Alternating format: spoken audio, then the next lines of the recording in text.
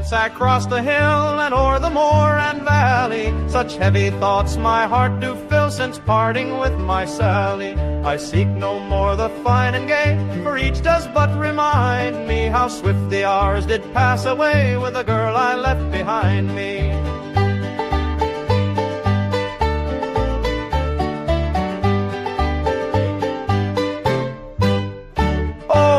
Shall I forget the night the stars were bright above me, and gently lent their silvery light when first she vowed to love me. But now I'm bound to brighten camp, kind heaven, then pray guide me, and send me safely back again to the girl I left behind me. My mind her image full retains, whether asleep or waking. I hope to see my jewel again, for her my heart is breaking. But if ever I should have a chance to go back across the ocean, although my love may be lost to me, I'll find another maiden.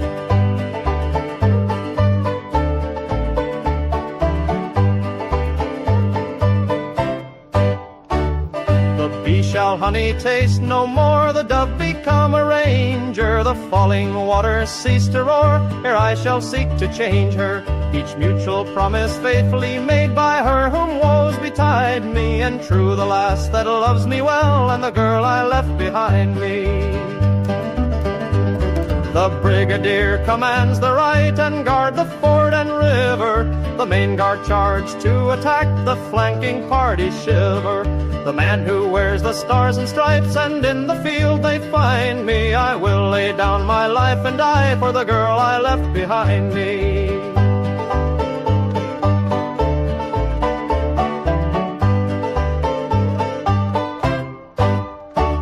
Then may the union be preserved, while love will be the chain, sir. But if any of our rights are touched, I hope that we shall gain, sir. And if I should as a soldier fall, for one of us she'll pine, sir. And may her arms entwine another man like the girl I left behind me.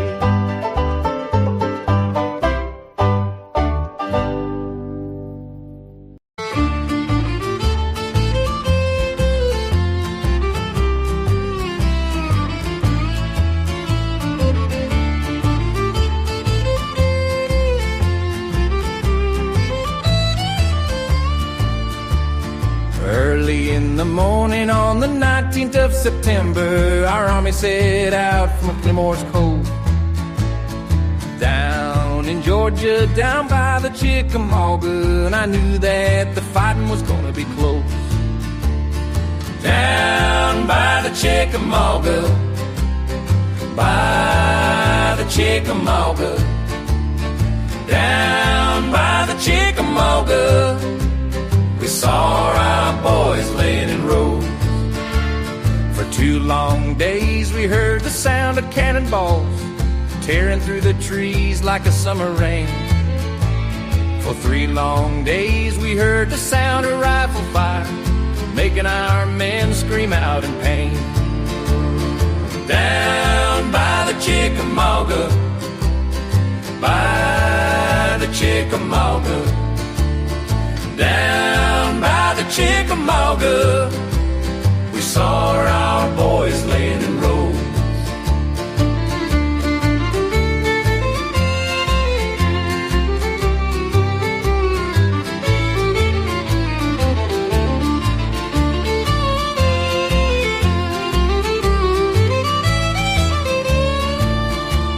Now when the smoke cleared, there was thousands laying dead.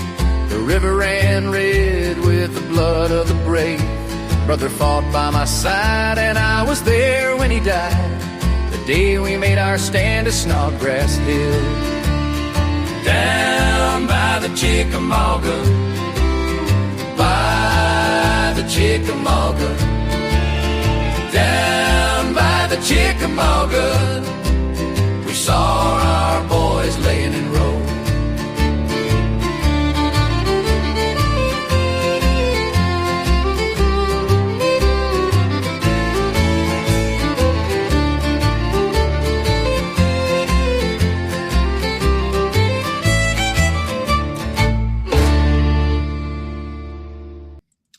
Oh, yeah. Yeah, down by the Chickamauga. I'm only minutes away from the battle. In fact, or the battlefield. In fact, probably some parts of it were actually on the place where I live. To be honest, those battle lines were pretty long. Thank you, Broski. I have another one that is the theme for the show, Bibles and Battlefields. The reason it's called that, this is really when you go back, and I was looking at starting a podcast again after many years of not doing it. This was my theme, and it's been out there for a long time. I was going to have a YouTube channel called Bibles and Battlefields, and it was going to be based around battlefields and faith and war. And I still may do elements of what I was going to do in that show for this show. Just haven't had the opportunity to get the footage yet, but some of that I was going to do. So this has been sort of in the box for a long time. And thankful for AI and some of the music. I didn't want to steal anybody's work. And these are all creations of mine, ideas of mine, and more that'll be coming. And it's not meant to be, it's history. So it's not meant to be totally one-sided. You know, we, Southern, and I definitely, you know, have read up a lot on the Southern armies and stuff, but I look at faith from all sides of it, and there are people that I respect all over, you know, as far as their abilities, and there are some that I don't. So when I look at it, it's looked at in different ways. I've been covering Union as well as Confederate, so it's not meant to be totally one-sided, although certainly I had family on both sides, like most people did, especially here in the South. We've been looking at for 3 weeks now. This is the fourth show, the Battle of Chickamauga. It's going to take a while. We're looking at it in many different ways, and I want to thank Southern Shadows, the ghost tour company in Chickamauga, for being on with me for 2 shows. And the last one we talked about General Hood.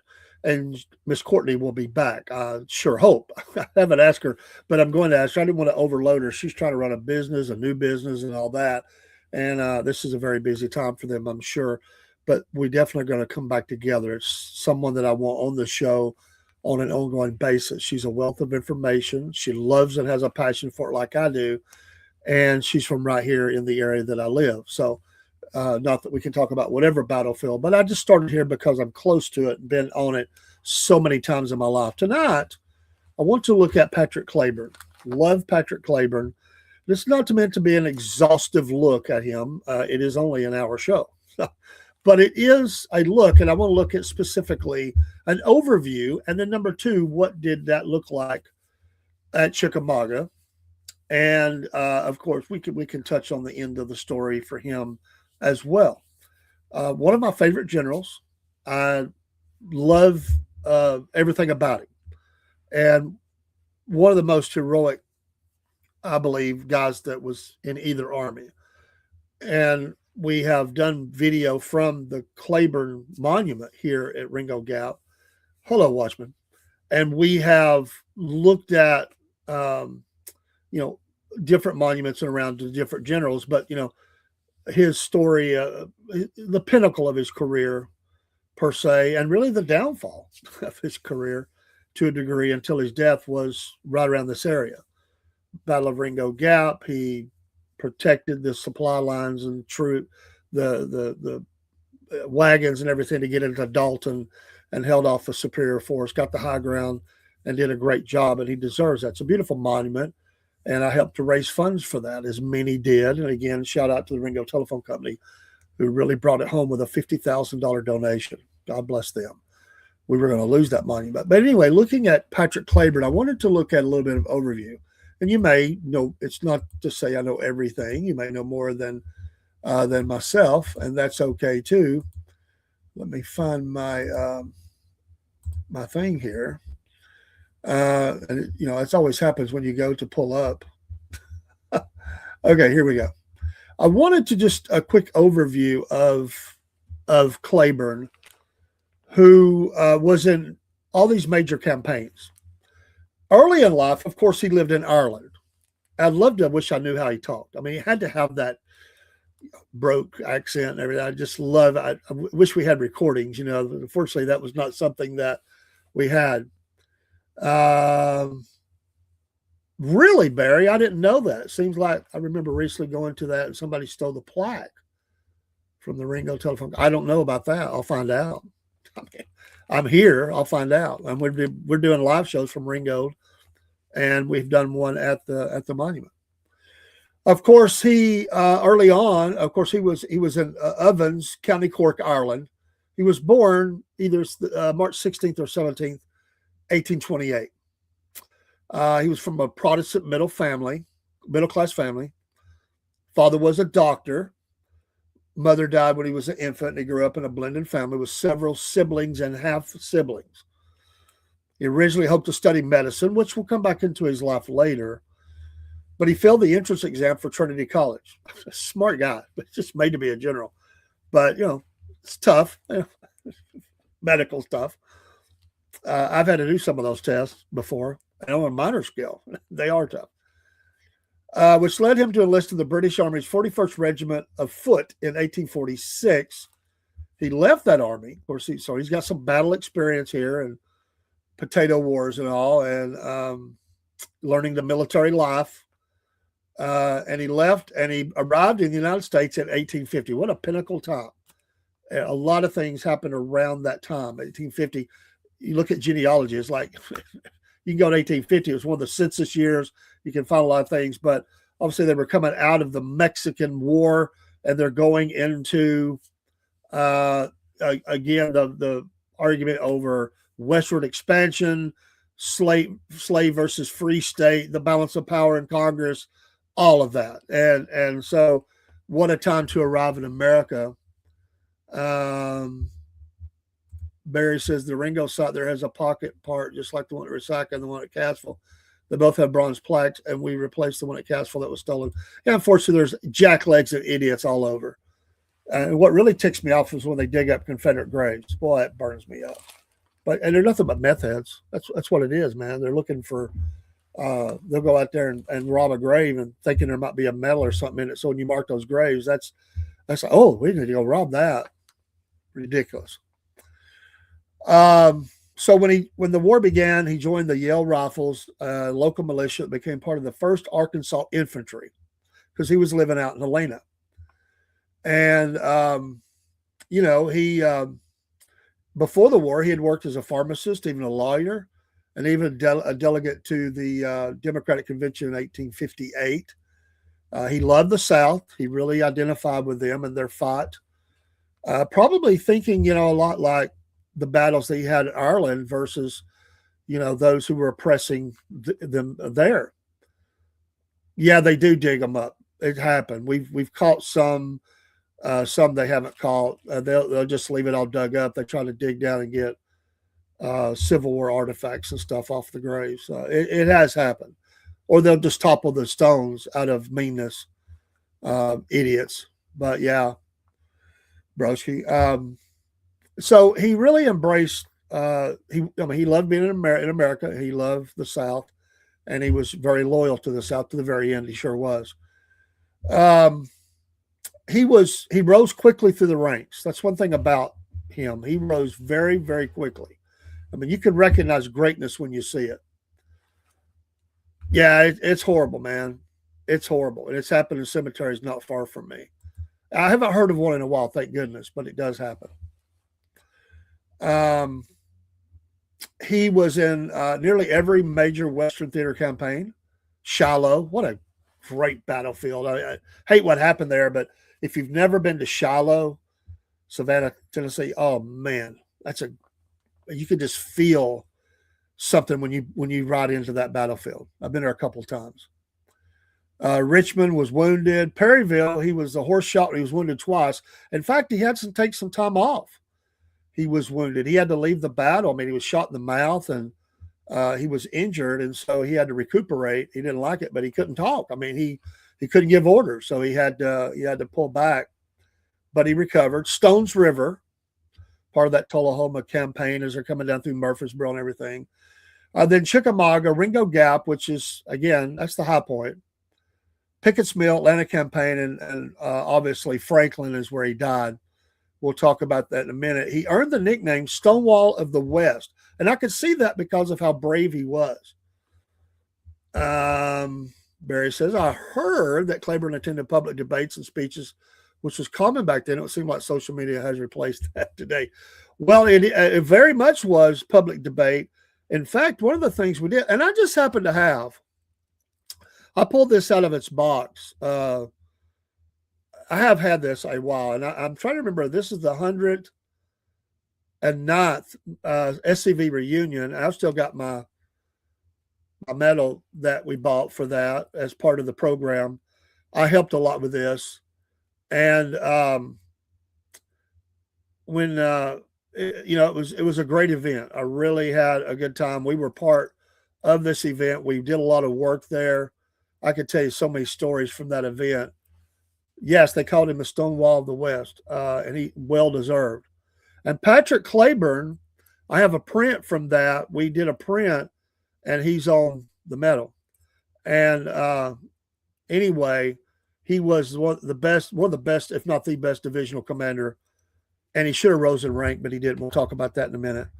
But I have a print. I need to get it put up in here that I bought. I've never framed it, but I have it. And it's a copy. It's not one of the number ones or nothing, but it's an awesome print. And I've need to get that hung up. But he was very, very brave. In 1863, and I want to look at some things here in a minute, but he did. He wanted to win.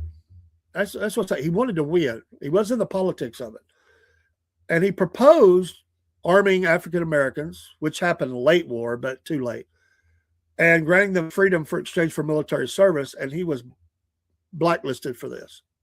No pun intended. He was blacklisted. He never rose in rank again. He did that at Dalton, and he didn't let him hold him back.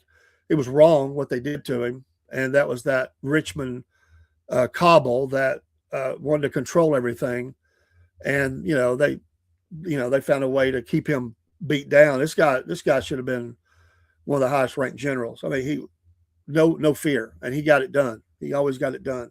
I said every battle was a great success, but more often than not, he won in what he did. So the idea, the letter died. They wasn't going to let that get out. And so no matter how great he was, he never rose in rank again. And just to give you the backstory, like he died at Franklin. That was a brutal battle. It killed the Army of the Tennessee for the Confederacy. They went on to Nashville, even worse. They were not even as big then. And then a few hundred made it to Greensboro, North Carolina, and surrendered as that part of the Army. He was only 36 years old. And he just said that he was facing the enemy as he was dying. And he was taken back to Helena and buried there. And so what's his legacy? Well, historians rank him among the best division commanders of the war. They describe his tactical skill, personal courage, and loyalty, both to Ireland and to the South, made him a unique figure in American military history. He remains the highest-ranking Irish-born officer in the United States military history. This is according to one source I have. I think that's still true, but we would have to check.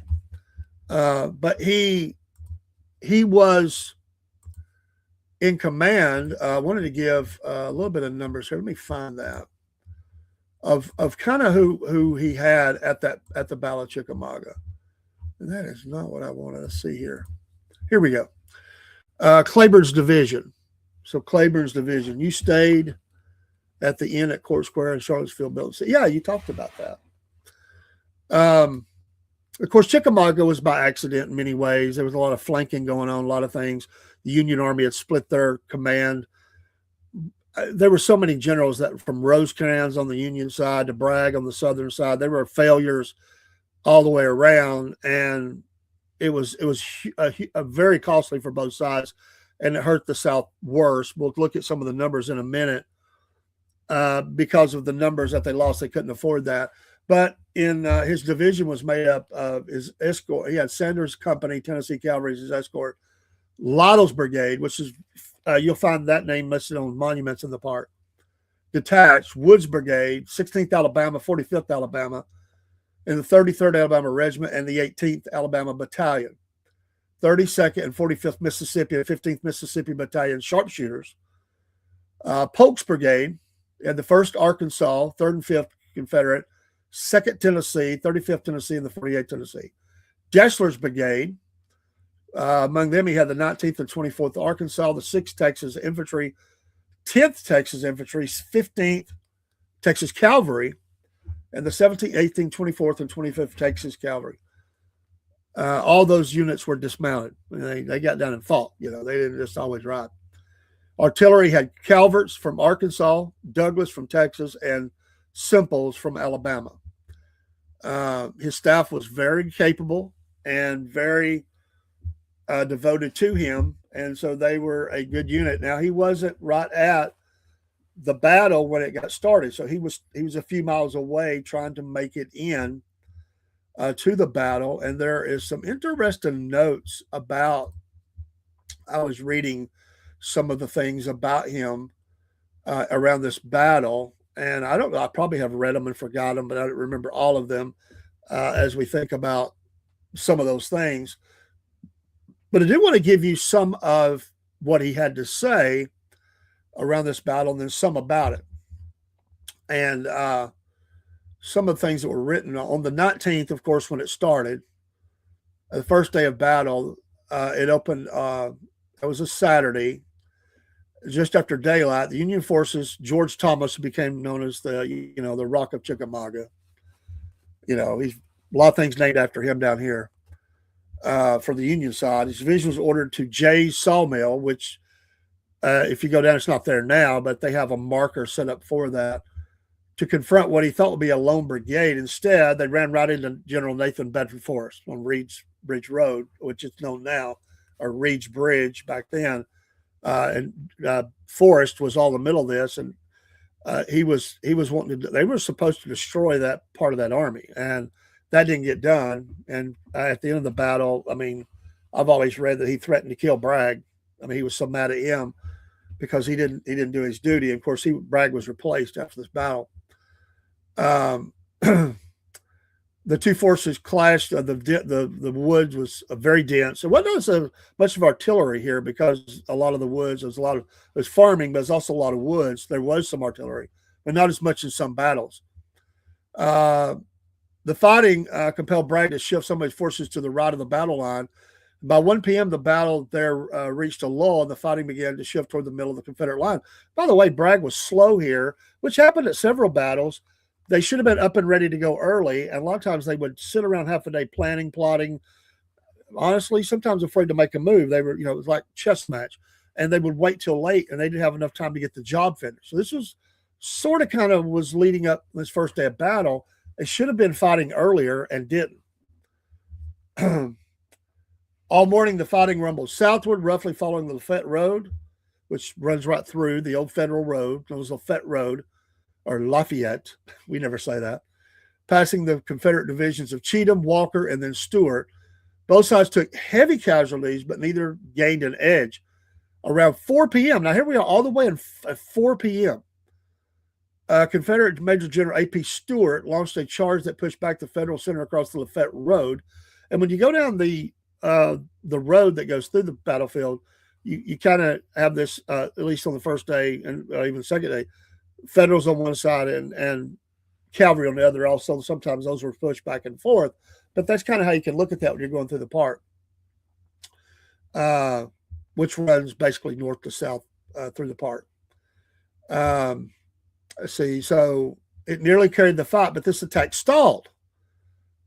To the south, General John B. Hood, who got injured again, he was already injured, got injured again at this battle. He had some success early on driving his opponent on Stewart's left, but he gained no significant advantage for the fighting. Bragg needed to crush the Federals, which he didn't do. Hope lay within General Patrick Cleburne. Now we're going to go back to Cleburne, whose division will soon have an opportunity to change the dynamic of the battle. His men, having listened to cannons going off all morning, are about to enter the fight. Now, this is already after 4 o'clock. So Cleburne ordered his men to move his division northward to Thedford's Ford, And this battle really was made up of crossing fords as well and trying to, get in either side of that, and water supplies as well. Clay ordered the move there to Thetford Ford, there to cross the Chickamauga Creek and report to General Leonidas Polk, who would direct him into line. Cleburne set his men on the 6-mile march along a dirt road, which was clogged by marching troop wagons and artillery. A little further up the road, and observing Cleburne's men marching their distinctive blue and white banners, General Forrest remarked to a subordinate, "Do you see that large body of infantry marching this way in columns of fours? That is General Patrick Cleburne's division. Hell will break loose in Georgia in about 15 minutes." So that tells you what General Forrest thought of General Cleburne. This guy wasn't no slouch. He wasn't a coward. He didn't go slow. He did his duty. He was brave, and he was fighting from the front. I like that quote. Arriving ahead of his men at Thetford Ford, Cleburne received orders to continue northward to reinforce the right wing of the army under Polk, General Polk. Bragg's plan was to attack the Federal Army on its left flank, cut it off from Chattanooga, drive it southward to McLemore's Cove, which is a beautiful area, by the way, and thereby destroy it. General D.H. Hill's corps, including Cleburne's division, which this guy's great-grandfather, which I'm getting some of this information, was in. Artillery was firing in the east as Cleburne's men reached Thetford Ford in the late afternoon, moving his men along immediately. The troops took off their shoes and pants, and holding their clothing and rifles high, they crossed the creek and resumed their march for the 2 more miles over ground in which the battle had been raging all day. They arrived near the extreme right of the Confederate position just as the sun was setting. He should have a mistake here. At about 5 p.m., Cleburne formed his tired men in a line of 300 yards behind Liddell's and Cheatham's divisions, which were lying prone in a long skirmish line. When General Hill rode up, he ordered Cleburne to be ready for an attack, even though it meant an evening fight. So this is one of the few times, and you'll see placards to it, the night battle, Cleburne's night battle, it's sometimes called. It wasn't very effective, which night battles didn't tend to be. And so, thank you, Broski. And so, but it was one of the few times during the whole war that there was a night battle. I mean, you just didn't fight at night or in the winter. It just didn't do that. But because they got such a late start, that he was ready for that. Let's see here. The Federals were posted behind defensive breastworks, albeit hastily constructed, and they offered heavy artillery and small arms fire. Cleburne personally deployed his brigades in a line. He placed General Sam Wood's brigade, which included the 32nd 45th Consolidated Mississippi Regiment, in the center with Lucius Polk's regiment on the right and Dressler's on the left at 6 p.m. Now we're at 6. Cleburne issued the order to advance. His troops passed through the ranks of Liddell's prone men, who gave them a cheer as they marched forward in a single rank into the twilight through smoke-filled woods. Cleburne wrote this, "In my front," he wrote this after the battle, "were open woods, with the exception of a clearing fenced in front of my center, the ground sloping upwards as we advanced. Ordering the brigades to direct themselves by Wood's center brigade and preserve brigade distance, I moved forward, pressing over the first line, and was in a few moments heavily engaged along my right and center. The enemy, posted behind hastily constructed breastwork, opened a heavy fire on both small arms and artillery. In this attack, Colonel Lowry's 32nd and 45th, we mentioned, of Wood's brigade, was among the first to strike the enemy. Polk and Dressler advanced through the thick and dark woods, and they got discombobulated in these woods, by the way. I mean, there's all kinds of stories of them running into each other, just, trying to find your unit. I can hear the sounds of battle. Where's my unit at? I mean, it got really mixed up. So sometimes enemies would just physically run into each other. In the center lay cleared Winfrey Field directly in front of Wood's men. As they stepped upon the ground and crossed the field, the Federals let loose a devastating fire. Years later, Lowry recalled, "My regiment charged gallantly through an open field on the most exposed part of the line. His regiment aimed at its attack at the enemy's barricaded fence at the far edge of the Winfrey Field." In his official report, he said, "The advance was accordingly made, and I soon past a line of our troops lying down. As I approached an open field in my front, my skirmishers were soon engaged in the skirmishers of the enemy.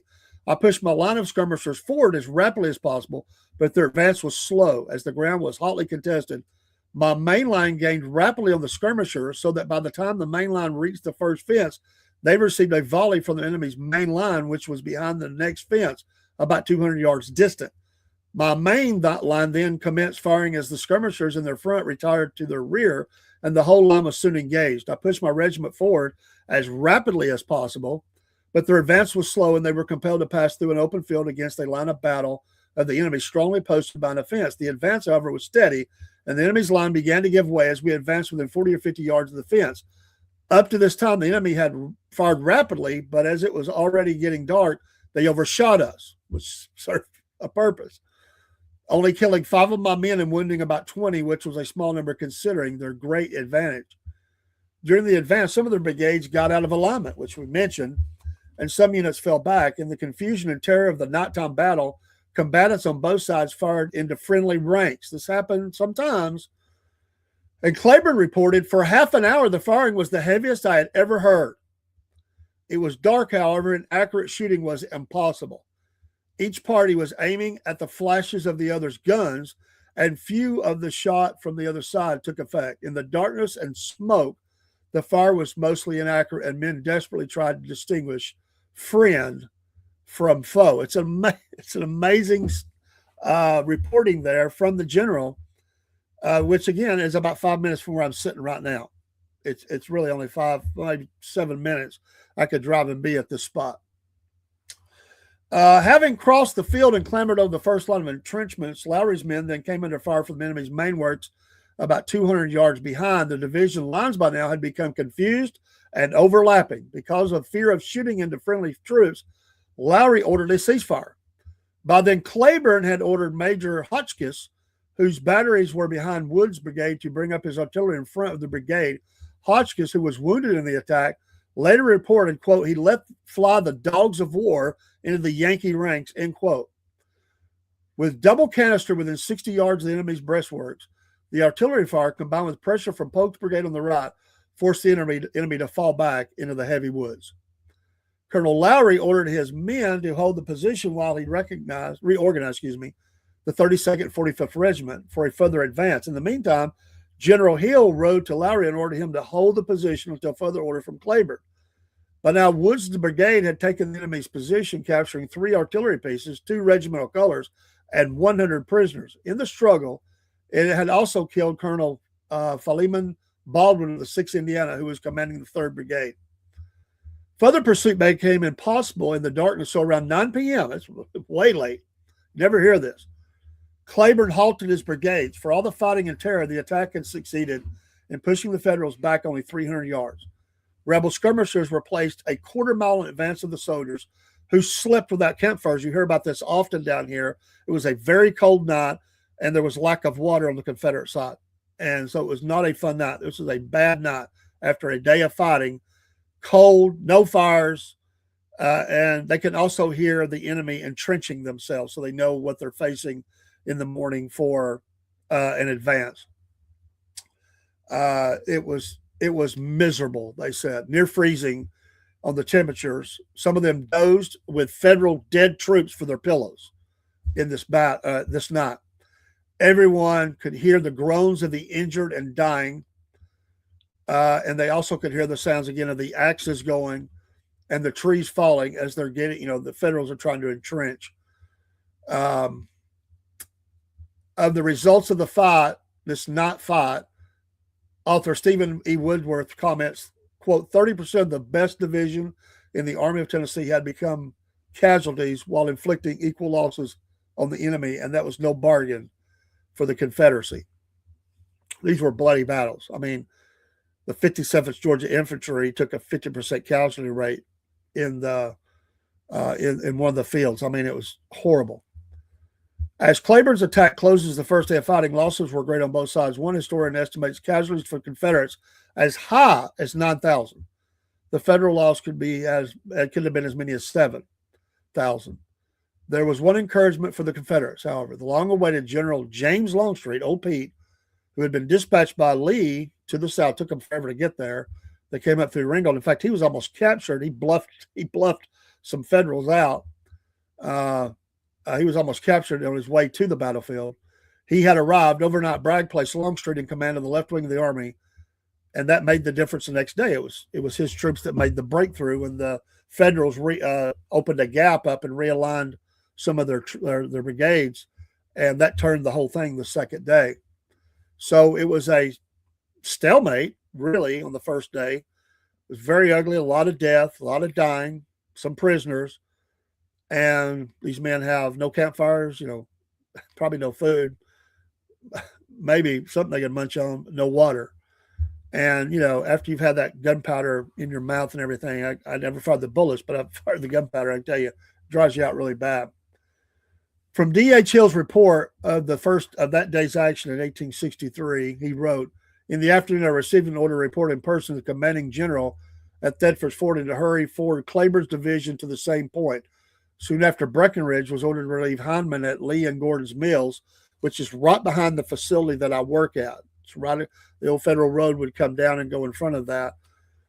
I found upon reporting to the commanding general that while our troops had been moving up the Chickamauga, he said the Yankees had been moving down and thus outflanked us and had driven back our right wing. Cleburne was ordered to take position on the extreme right and began an attack. We did not get into position until after sundown, but then advanced in magnificent style, driving the Yankees back some 3/4 of a mile.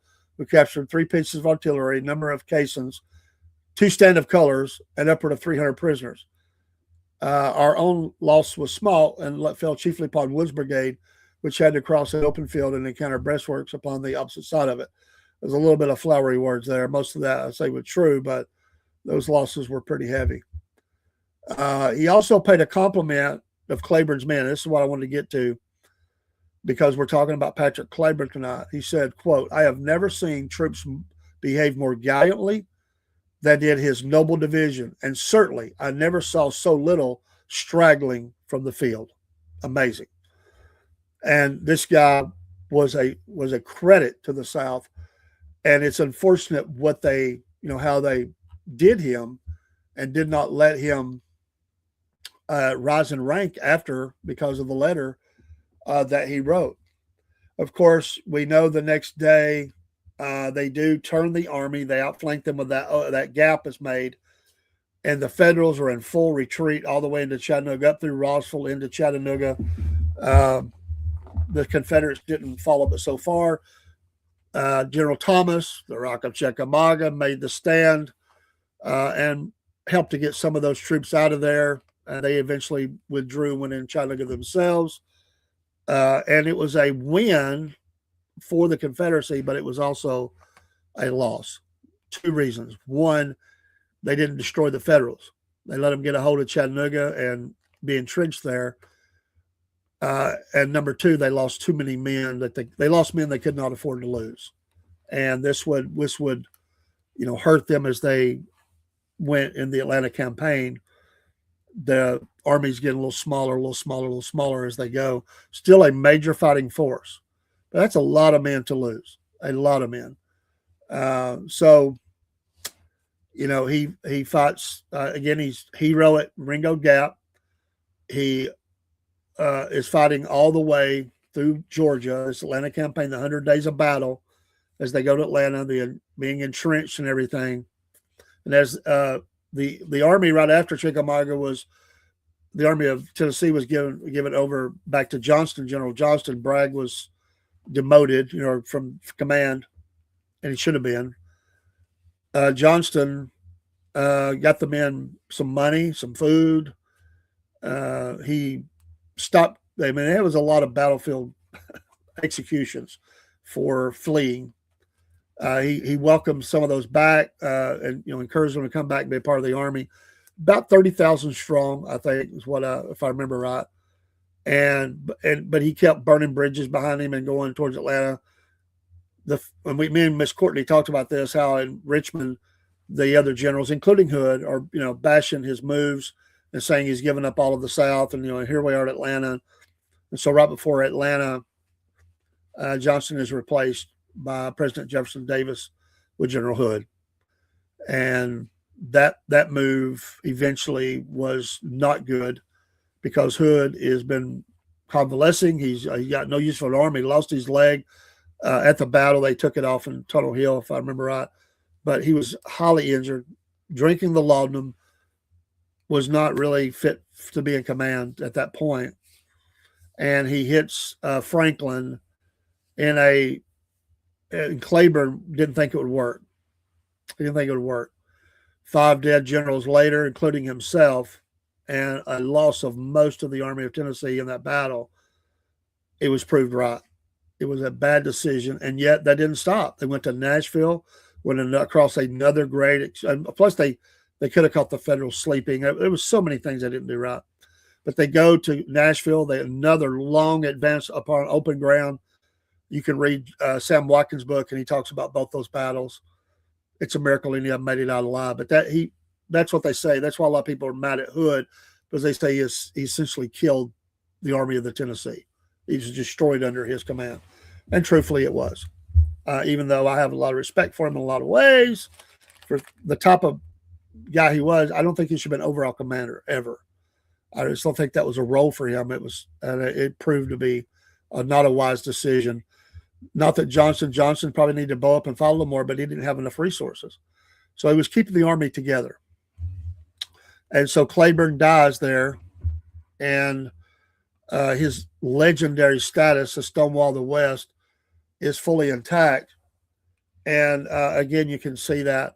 Now, when we were getting the monument ready for here, and I told you a couple of weeks ago, 3 weeks ago, Hank Williams Jr., the singer, he's big into history, and wanted to finish paying for that and move it up there. We got wind of it, was able to get the telephone company to put the rest of the money in, and because they were going to take that monument to Franklin, because that's where he died. But this is where he's made famous. This is what he was known for. I could see arguments both ways, but the monument is beautiful. I love how it turned out. There's a lot of money raised for that. The Cleburne Society and all them, they're happy with it, and it's a testament to that. Well, in some cases there were, Barry, that there were already some serving in the Army. They were, but not in a large scale. And again, when you're talking about more over Louisiana way, that feeling was probably a little bit different over there than it was in the other deep part of the South that we are in. But he did make the argument for Army of the Confederates. General Ruggles introduced the idea, and they accepted, but they had no more men. They had nothing to give. They were desperate at that point, absolutely desperate for men. Now it could have turned the day. I mean, it had, again, I'm not saying it was right to have slaves. What I'm saying is that they would give them away to get their freedom, which has happened in armies before across the world, and it would have. They had millions of them. Definitely could have had them. Of course, the bigger picture, the British and the French refused to enter except for really selling weapons and observers. They refused to get in the battle. The South needed more men, and they just couldn't get it. And it was just a battle of attrition. They fought hard. That war lasted a lot longer than they thought. They thought it was going to be a few months at the most. So, yeah. In Georgia, Joseph Emerson Brown was actually turning out prisoners from the Atlanta prison to defend Atlanta. Well, and they were desperate, man. They didn't have enough men to guard the prisoners at Andersonville, deep South, South Georgia, and Irwin County, wasn't that? Anyway, I think that's right. Anyway, they didn't have. By this time, it's getting bad. 1864 was a tough year, and even though it rolled into 1865, the writing was on the wall. Now, again, the Army of Northern Virginia was still a pretty powerful force, but they were outnumbered. Barry says, one question I had was so many soldiers needing shoes, and some of them their clothes were in tatters. Well, they did a lot, Barry. They did. Now, but I will tell you that Sam Watkins took some things from a dead soldier at Chickamauga, and it repulsed him so much he wouldn't do it again. He just could not look in the face of that. It tormented him. I can't do it. So, but they did do that. The best supplier for the Southern Army was dead Union soldiers, obviously. Food, weapons, clothes, stuff, So absolutely. But see, I understand, Barry, too, those uniforms wouldn't last but a few months. And there were months that went by sometimes before they ever engaged the enemy, depending on the units. So their clothes was off their backs already. Their shoes were done. I mean, if it went 6 months in between a battle or even 3 or 4 months, they're out there in the weather and they're marching and going through water and all this stuff. Again, they showed, taking their shoes off in their pants. They didn't want to get those wet. But yeah, they would just, the elements would destroy what they had. But yeah, when they had opportunity, they did.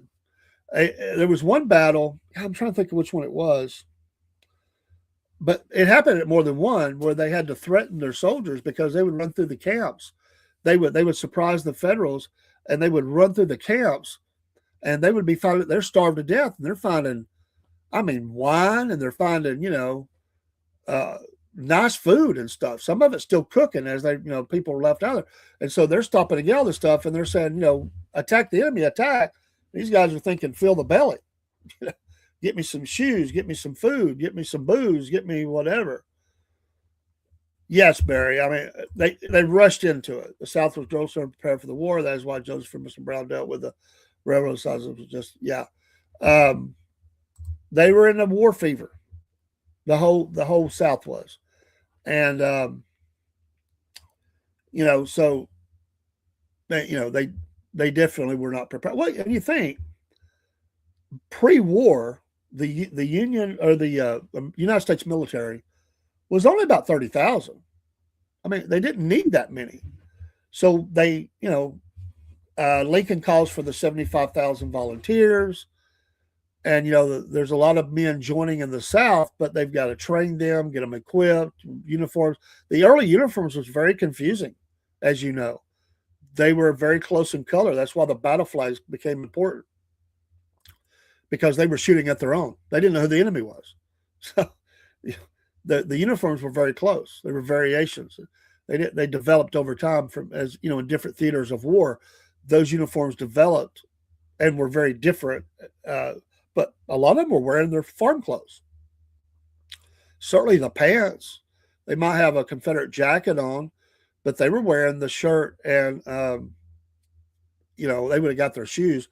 But the pants and all, when I reenacted, I portrayed wearing just civilian pants, and it looked perfect for that. I was able to get a shell jacket, and it didn't match up because it wasn't supposed to. They weren't perfectly outfitted because they didn't have the uniforms to do it, and they were wore out. They were taking what they could get. As we know, they turned the buckles upside down, right? From the Federals, so they Southern nation, but they were, getting what they could from that. They were the best supplier, and that was all through the war. And that was another thing. Where do you send the supplies? You don't want them captured. And some railroad lines the Confederacy didn't have hold of, and they were trying to get those supply in late war. In 1865, that was the problem. Lee was trying to get food and supplies to his men and was having a hard time. And they were not finding any food in the foraging and all that. His army was starving, and they hardtack if they had it, and they didn't have. They were railroad cars full of stuff. They just couldn't get it to them.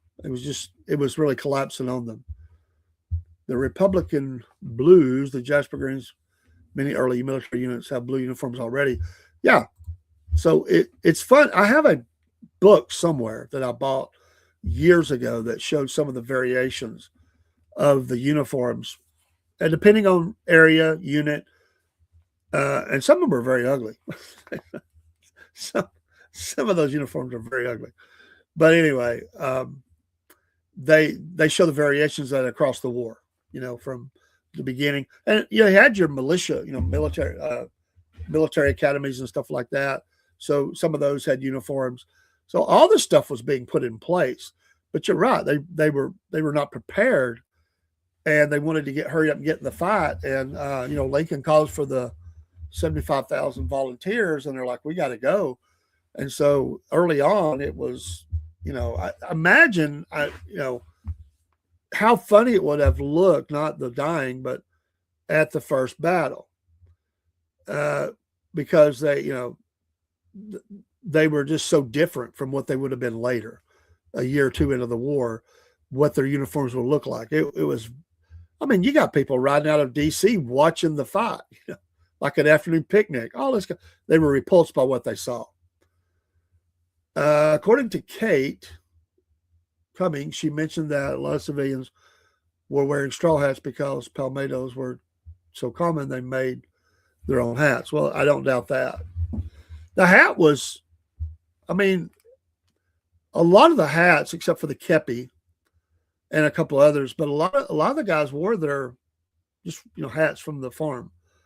There were different ones. I don't have my hat in here that I used, that I bought from somebody. I always liked it, fit really well. I enjoyed fighting in it. There was all kinds of different hats, and I wouldn't look good in a kepi, so I never bought a kepi. My face is too fat. You really need a thin guy, tall, thin, young guy to wear a kepi. But I like the way they looked. They were cool. It never would have looked good on me, honestly. But anyway, that's a little bit. It didn't get too deep, but a little bit about Cleburne, and God bless his memory. What a fighter! What an amazing guy, and a short life. 36. Did a lot of things in his life, and he died well respected by both sides. John B. Gordon, I think, is another cut of that same cloth. That great respect. Wounded 5 times, wasn't it, for him? And really messed his jaw up. He only was photographed from one side after that. Two kinds of the same men from different areas, obviously, but they were a cut above. And there were some that weren't that good, but these guys were very brave. And I still remember this 109th reunion at Dalton, and it brings back a lot of memories. And ours, our camp listed on there with the other camps. And we worked hard. We worked hard at this event. I'll tell you a couple of stories, though. I met at that reunion an African-American gentleman. His great-grandfather rode with Forrest. He was a scout, and he rode with Forrest. And he was very proud of his Confederate history. Very proud. In fact, he was sitting up, and they sent a news reporter down from one of the local TV stations. They sent an African-American to cover the Sons of Confederate Veterans National Reunion.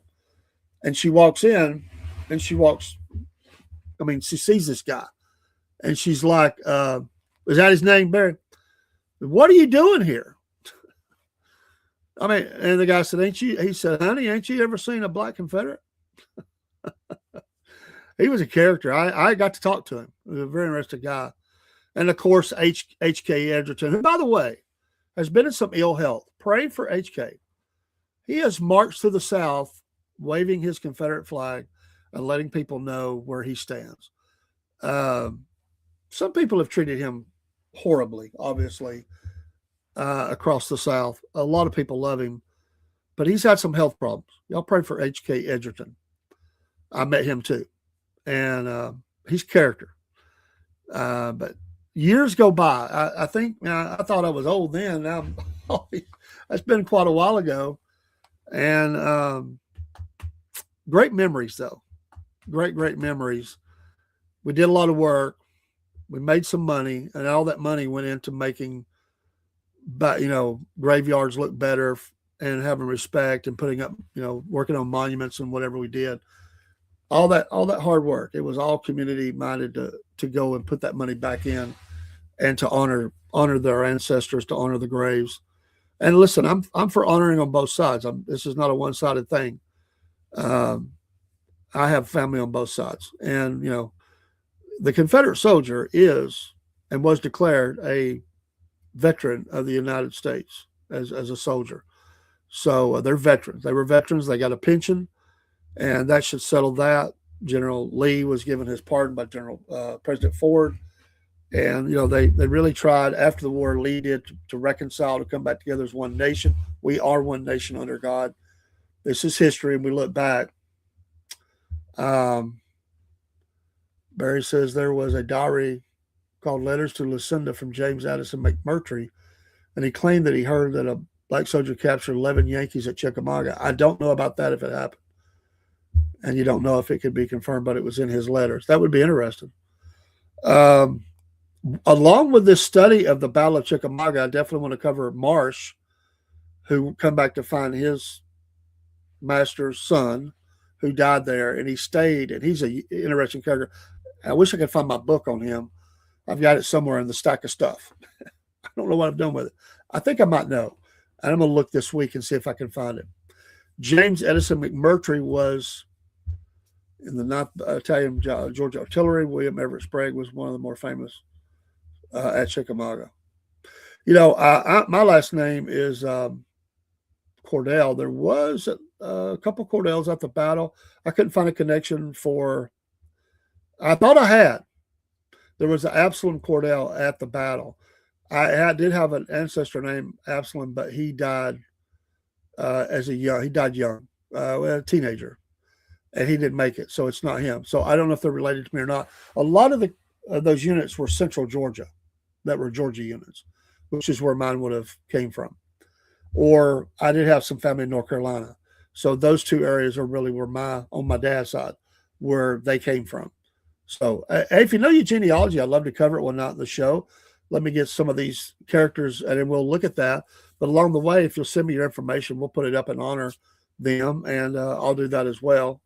Either side, it's a history show, and would love to. We'll be doing this show until I'm dead. You can never study it out, and it's fascinating to study. It really is. And I love biographies. I love these leaders, generals, and their story. He was a character, and I was not always liked by some, but I like Jubal Early. He's another one I like. I've been to his hometown. He was a lawyer after the war, if I remember right, in Virginia. And Jubal Early, he was a character. He got in some trouble with Lee a little bit, but he was a character.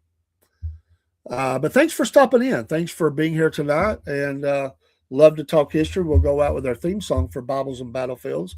And next week, we'll continue to look at this battle, and we'll look at the generals who died and a poet who died at the battle, because there's some story there. This should have been made a movie a long time ago.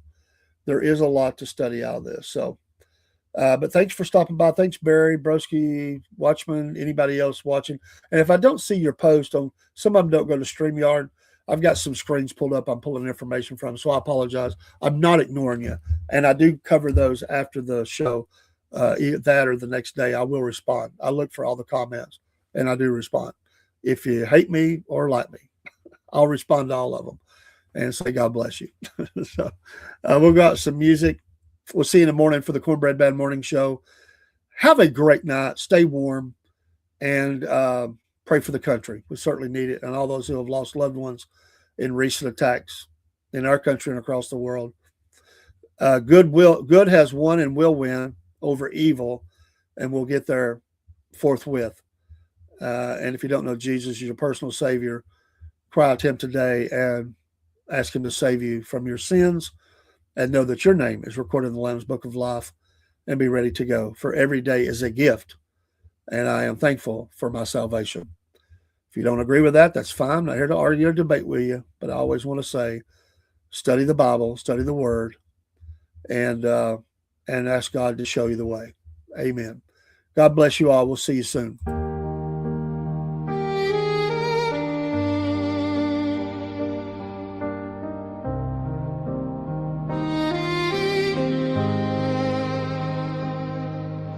We marched into the valley with fire in our eyes. But the day we took the mountain, I thought of you and I cried. I fell down to my knees and prayed, thank the Lord that I'm still here. For so long, it's been Bibles and battlefields, and all this time I've held you in my heart. And though we're worlds apart, I still hear you. And all these days I've counted down the hours, it's like 1,000 years. All this time it's been Bibles and battlefields.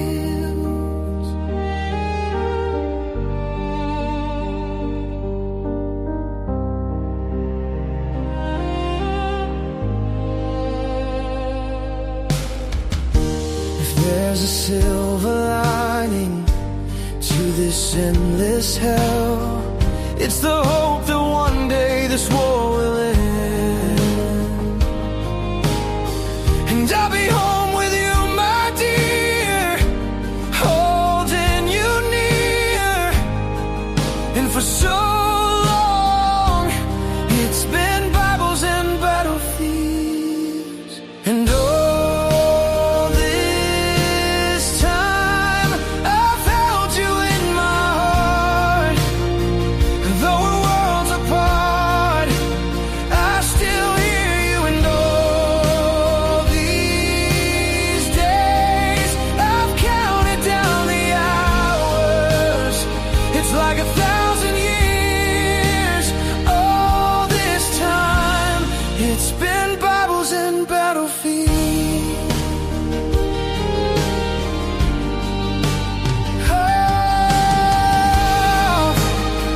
I won't give up my love, and I won't give in, and I will hold my ground until I'm back with you again. All this time I've held you in my heart. And though we're worlds apart, I still hear you. And all these days I've counted down the hours, it's like 1,000 years. All this time it's been Bibles and battlefields.